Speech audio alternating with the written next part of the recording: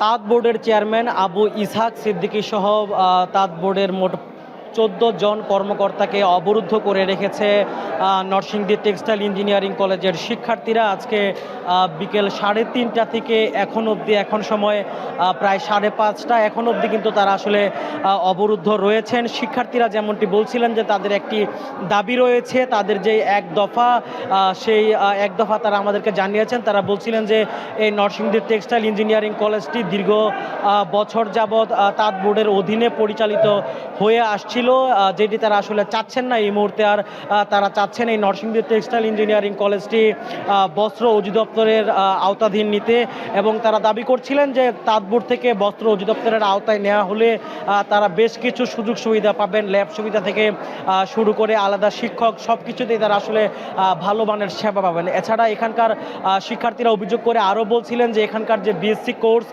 BSc কোর্সের জন্য আলাদা কোনো শিক্ষক নেই, আলাদা ভবন বা ল্যাব কোনো কিছুই আসলে নেই।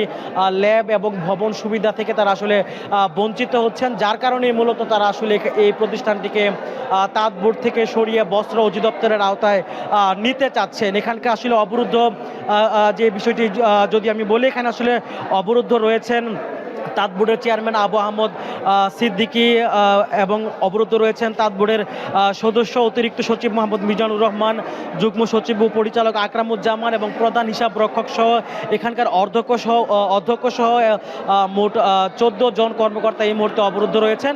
শিক্ষার্থীরা যেমনটি বলছিলেন যে তারা আসলে কয়েক বছর ধরে আসলে এই সমস্যাটি ফেস করছেন, এবং এখানকার যে কর্মকর্তাগণ রয়েছে বা তাঁত বোর্ডের যে চেয়ারম্যান রয়েছে তার কাছ থেকে আসলে তারা এই মুহূর্তে স্পষ্ট জবাব পেতে চান যে কবে বা কখন নাগাদ আসলে তারা এটিকে এই প্রতিষ্ঠানটিকে তাঁত বোর্ড থেকে বস্ত্র অধিদপ্তরের আওতায় নেবেন।